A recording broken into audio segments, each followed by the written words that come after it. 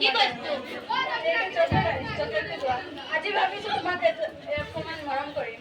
খুৰা কি হৈছে? মোক এৰি দিয়াচোন, খুৰা এৰি দিয়াচোন, মোক এৰি দিয়াচোন।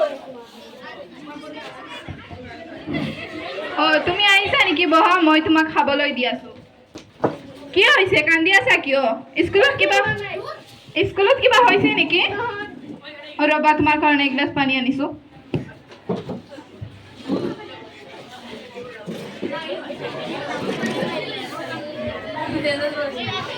লোৱা, পানী খোৱা। কি হৈছে? কান্দি আছে কিয়? জুমি, জুমি, মোবাইলত সোমাই গৈছে নেকি? মোবাইলটো এইফালে লৈ আহ, মই স্কুলত এটা কল কৰো। কি হৈছে তাইৰ? নহয়, স্কুলত কল কৰিব নালাগে। কি হৈছে ৰুমি? তুমি কান্দি আছা কিয়? একো হোৱা নাই। কি হৈছে তোমাৰ? তুমি কান্দি আছা কিয় ৰুমি? একো হোৱা নাই। তেনেহ'লে কান্দি আছা কিয়? ৰুমি, এতিয়া তই নকবি নেকি? খুৰা, ৰাজু খুৰা স্কুলৰ পৰা আহোঁতে মোক চকলেট দি ইয়াত টাইট কৰিছে।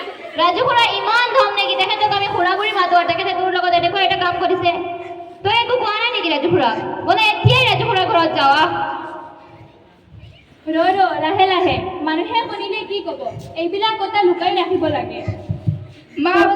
তহঁতে আমাৰ বংশৰ সন্মানটো নাইকিয়া কৰিবি নেকি? মা, আপুনি সদায় এনেকুৱা বাধা দি থাকে। আজি আপোনাৰ বাধা নুশুনো। মোৰ ছোৱালী সৰু হ'লে কি তাইৰ বডিটো বডি নহয় নেকি? তহঁতে কেতিয়াও আৰু মোৰ কথা শুনিবি? আজিওতো শুনা নাই। তুমি বলা, মোৰ মোবাইলটো লৈ আহাচোন, মই এটা ৰাজুক কল কৰো। এতিয়া লোৱা, মই কল কৰা। হেল্ল' ৰাজু, হেল্ল', তই ক'ত আছ? মই ঘৰত আছো।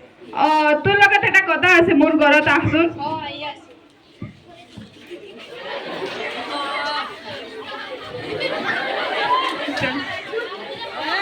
ৰাজু খুৰা, তুমি আহিছা নেকি? তুমি আজি মোৰ ভনীৰ লগত কি কৰিছা? মই একো কৰা নাই, তাই চকলেট দি মৰম কৰি আছে। আপুনি ক'ত মৰম কৰিছে? আপুনি বুঢ়ী একটা আচল। আপোনাৰ ইমান দম নেকি? মোৰ ভনীৰ শৰীৰত টাচ কৰিছে আপুনি? আপুনি বক্স আইনৰ কথা শুনা নাই নেকি? ছোৱালীবোৰৰ এনেকুৱা কৰিলে কি হয়? তোক মই সৰু বাইটিৰ নিচিনা দেখো, আৰু তই মোৰ ছোৱালীৰ লগত এনেকুৱা কৰিলি পাৰিবিহেঁতেন? তই মানুহ নে গৰু? তই বক্স আইনৰ কথা নাজানো নেকি? তই দিনে দিনে কি হৈ গৈছ? হ'ব, মোক মাফ কৰি দিয়া। মই কেতিয়াও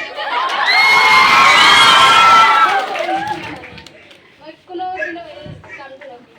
আজি তই মোৰ ভৰিত ধৰিছ কাৰণে তোক এৰি দিলো। নেক্সট টাইম যদি মোৰ ছোৱালী বেলেগৰ ছোৱালীৰ লগত এনেকুৱা কৰ, তেন্তে তোক পক্সো আইনৰ অধীনত দিম। তাতেই গোটেই জীৱনটো মৰি থাকিবি। আজি মোৰ ভৰিত ধৰিছ কাৰণে এৰি দিলো।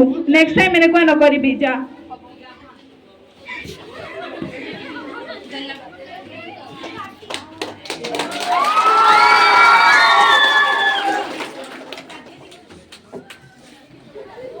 এই নাটকখনৰ জৰিয়তে আমি মানুহৰ মাজত পক্সো আইনৰ গুৰুত্ব আৰু আমাৰ সমাজৰ মহিলা আৰু শিশুসকলৰ সন্মুখীন হোৱা হিংসা আৰু নিৰ্যাতনাৰ বিৰুদ্ধে ৰাইজক সজাগ কৰিব বিচাৰিছো। ধন্যবাদ।